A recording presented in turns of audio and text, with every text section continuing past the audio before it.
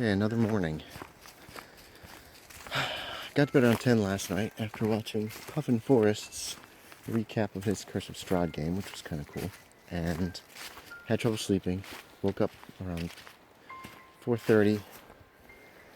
And the dogs finally got me up at 7. It is 41 degrees Fahrenheit, which is 5 degrees centigrade out.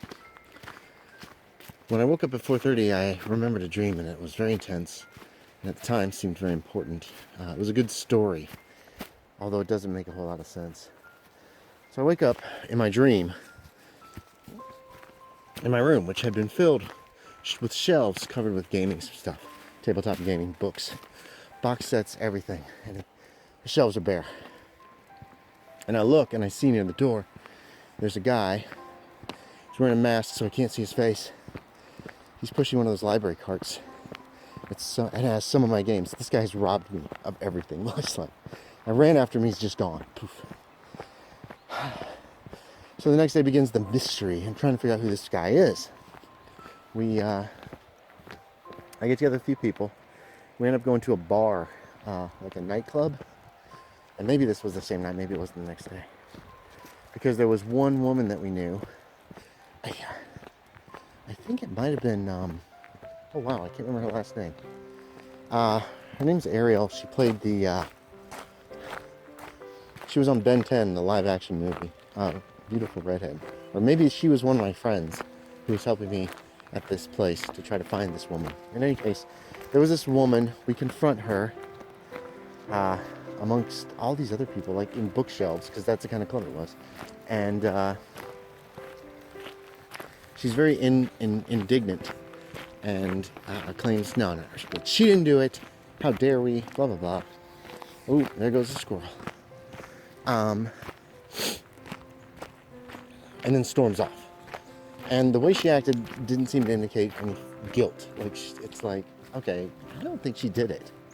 So we go back to my room, my empty room, where all of a sudden all the books come back. They like slither. It's like they're liquid, and they slither in through the wall. And they end up back on the shelves, normal, which is really weird. And never gets explained in the dream, by the way. So we're still trying to figure this all out. There is a corn cob, tiny one of those little ones, on the table. And there's 4 of us sitting around this table. And the corn cob starts to move by itself. And eventually spins to point towards the wall, same wall the books came through. And it was almost as if the books weren't meant to come back. But the corn cob was now pointing in the direction of where they'd been taken, which made sense in the dream. So we're trying to figure this out, and another person enters, a woman, young woman, and she's upset because her boyfriend, well, not her boyfriend, the guy she had met a couple of nights ago, they'd gone on one date, and we'd all met him, we'd all liked him. He was an African-American guy with a beard, had dumped her, and suddenly we get thinking about that. It's weird because he seemed to really like her. So she leaves the room and he shows up. And I suddenly realize what's happening. Hey, come over here. And I pointed at him and I accused him of stealing the books. And of dating one of our friends, our gaming friends, for the sole purpose of using her to scout out the rest of us to find out who has gaming books that he can steal. This guy's pissed. And he starts yelling back at me. And the girl he dated, to pull the whole thing off, comes in the room crying, because she'd been crying, because he, like, didn't want to see her again. And he points at her and he says, especially you, I never want to see your face again. And then he stops. He says, I'm sorry. We'll talk about this. Because she wasn't even in the room, wasn't one of the ones sitting around the table who accused him. And that's how the dream ended. And it was very strange. I don't know, and then it was weird. So I had another dream this morning. This is the dream video. I gotta say this one quick because we're well in. I was in my dorm in college. In the Yadkin dorm in the basement, there were 6 rooms and certain guys were allowed to live there. Yadkin was an all-female dorm. So, and I'm getting ready for work or going somewhere. So, and I realize my hair's too long. I started to cut my own hair. It was really long. Tracy Johnston is there. And just a shift. Like a, what are they called? Remember the dress? I can't remember the name off the top of my head. And it's basically underwear. And she's getting ready too, because we're like a couple. So we're sharing the mirror. I'm getting this vibe off of her, like an uncomfortable,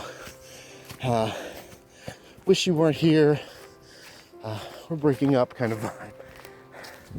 Which was not cool, but I was like, I still have to get ready to go. So I'm still like shaving my head with the clippers. That's pretty much all there was to it. Because at Yankin there was a sink and a mirror in each of the rooms, as well as closets and beds. So that's it. That's the two very, very, they were very striking dreams. Well, hello. Did you miss me? Hello, hello. Oh, you are so sweet. Yes, you are. Yes, you are. Come here. I'll greet you. Come right over here. See if she goes. I think she's going to run in the house. Wait, Bella. She ran in the house. Bella Bear.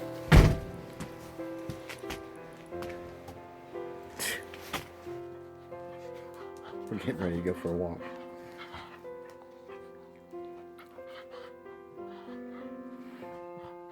They're impatient. Okay. So today I went to town this morning for the COVID test, which was not as awful as I thought it was going to be. Ladies were real nice. Then I went to get milk.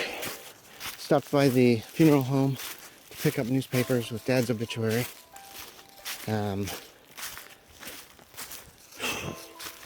What else? Got gas and went by the storage unit to pick up and drop off some stuff. Home, lunch. What did I do with my afternoon? Oh, Matt got on Minecraft. And I haven't done that in a few days. So I played some Minecraft with Matt. Hey. Come on. No. Come here. Come here. Good dogs. And then I've been putzing around this afternoon. Haven't got much done. Didn't get any work done on the next scenario. I'm more of a morning person. So we're gonna have bars potatoes for dinner. I'm gonna go ahead and get some deviled eggs made for tomorrow. Mom's gonna be working on tomorrow's meal, and then we'll go from there. Girls. Very sneaky.